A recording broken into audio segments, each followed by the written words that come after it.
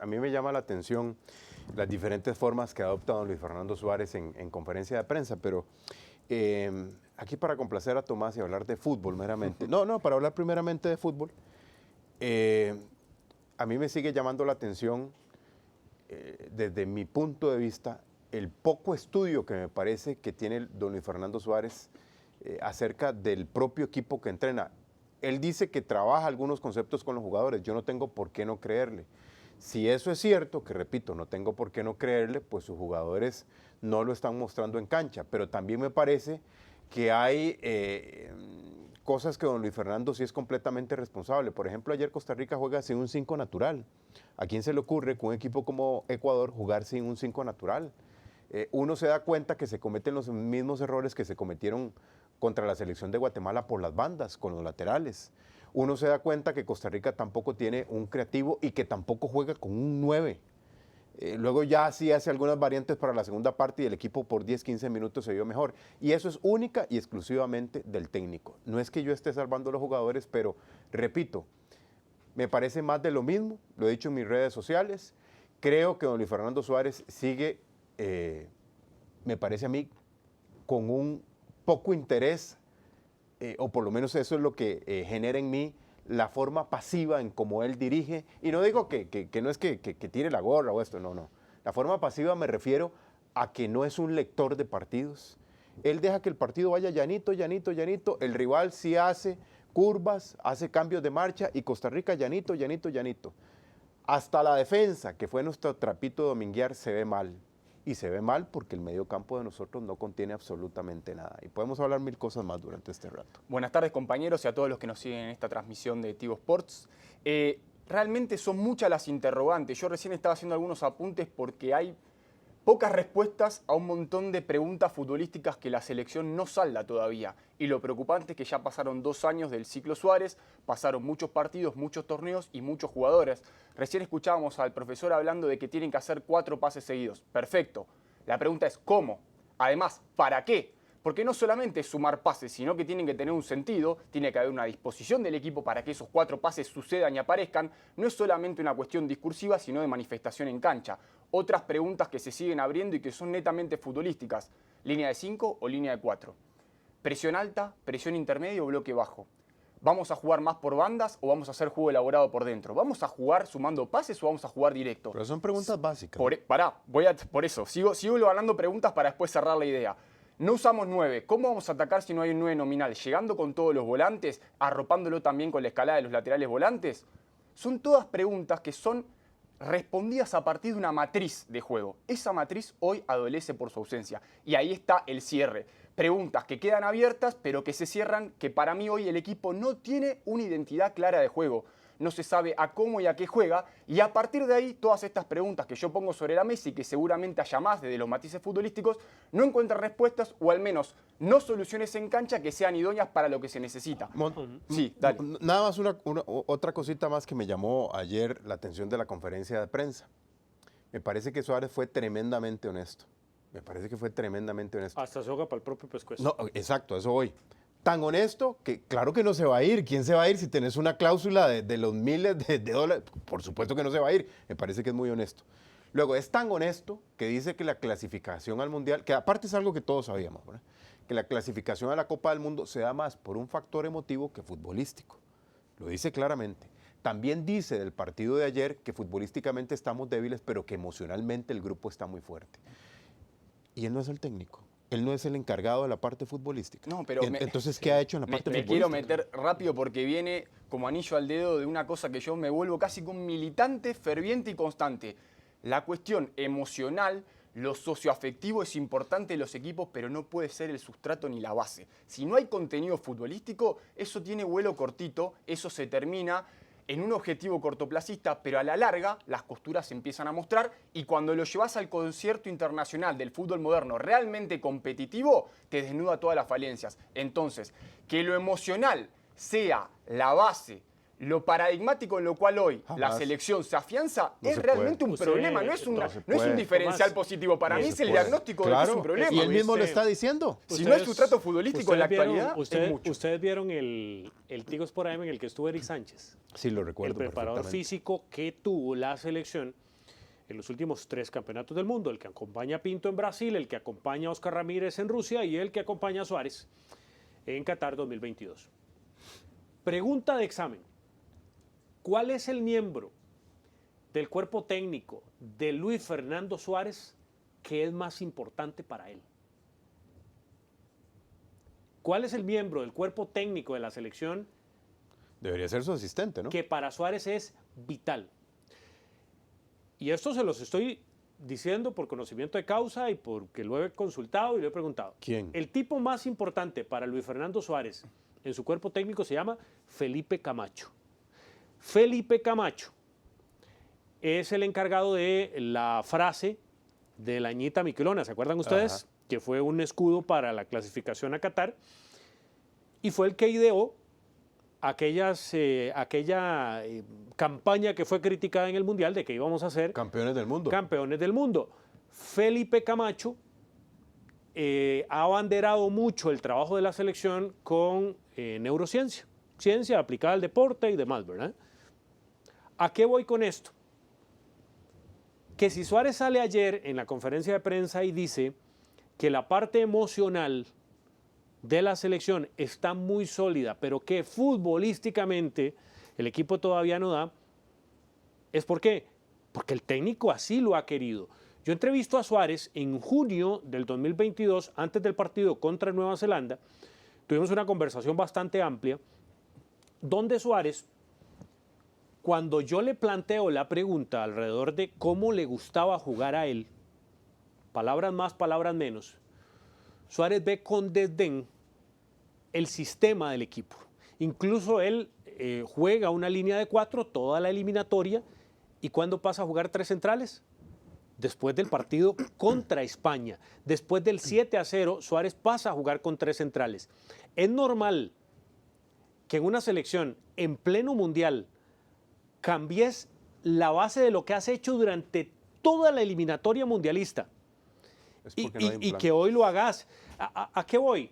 A que lo que dice Suárez ayer, por eso yo digo es soga para su propio pescuezo, porque efectivamente ha sido así, porque él lo ha querido así, porque la planificación deportiva no ha sido su caballo de batalla, su caballo de batalla ha sido la neurociencia, ha sido la parte emocional, ha sido el Añita Miquelona, ha sido el vamos a ser campeones del mundo, ha sido me voy a uniformar con las Converse rojas y el buzo y la camisa de la selección para agruparme con ellos, porque así me asesoró un tipo que me dicen es buenísimo, que es Felipe Camacho, que es buenísimo, es muy bueno. Sí, Yo no pero ¿y estoy la diciendo parte que... futbolística? Pero Esos la bronca es Es que el- vos el- no solamente podés supeditar la planificación de tu equipo Pero- en tu asesor en la parte emocional, está bien, en la entonces, parte si socioafectiva. querés le ponemos un 100 a Felipe Camacho, pongámosle un 100. Estaba muy bueno. Pero ¿y en lo futbolístico claro, qué? Porque ese- es lo que, ese es lo el que gran dice detalle. Tomás. O sea, ¿de qué te sirve tener un jugador contento, feliz, pleno, empoderado, si va a la cancha y me haces cualquier cosa y perdemos? Pero es que además hay dos cuestiones. Voy a retomar dos conceptos que decía recién José. El primero, respecto de la neurociencia y la motivación. Eso puede ser un agregado, provoca un diferencial e incluso te resuelve y te da una herramienta en momentos complejos. Perfecto, pero no puede ser Tomás, la base. paréntesis. Dale. Vos viste a los jugadores con lucecitas, tocando lucecitas así en la cancha, sí, sí. que tocaban una luz y champa.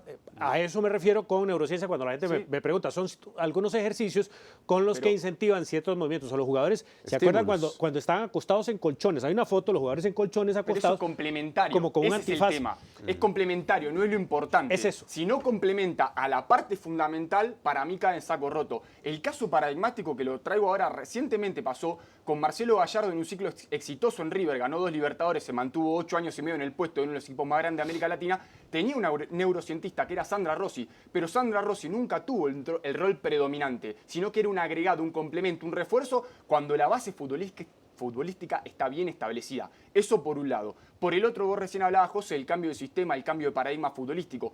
Vos decías, ¿es normal? Yo te puedo decir sí. si hay una planificación, hay lineamientos y está trabajado. Scaloni lo hizo durante el Mundial. En su ciclo en la selección argentina pocas veces utilizó la línea de 3. En el Mundial la insertó, pero ya la tenía trabajada, la tenía planificada y no venía al calor de la coyuntura únicamente, sino como una carta que pone sobre la mesa y es válida para ejecutarla porque saben el cómo. Acá es el cómo y para qué. Esas preguntas, si no tienen respuesta, todas las decisiones después van a flaquear. Por más que se grite, se ponga una frase en las camisas, se agarre el combustible emocional de la parte de que los periodistas están en contra de ellos, todo eso puede funcionar un ratito. Pero después cuando te enfrentás a equipos que eso lo dejan atrás y realmente tienen contenido futbolístico, te desnudan. Y cada vez estamos más lejos de esos y más cerca de los otros. A mí hay cosas que no me escandalizan. Yo he escuchado mucha crítica después de los últimos 2 partidos de la selección. Por ejemplo, la crítica sobre la cantidad de jugadores convocados por Suárez en estos 2 años, que hoy específicamente Suárez está cumpliendo 2 años como técnico de la selección y ya vamos a ir a un trabajo con eso.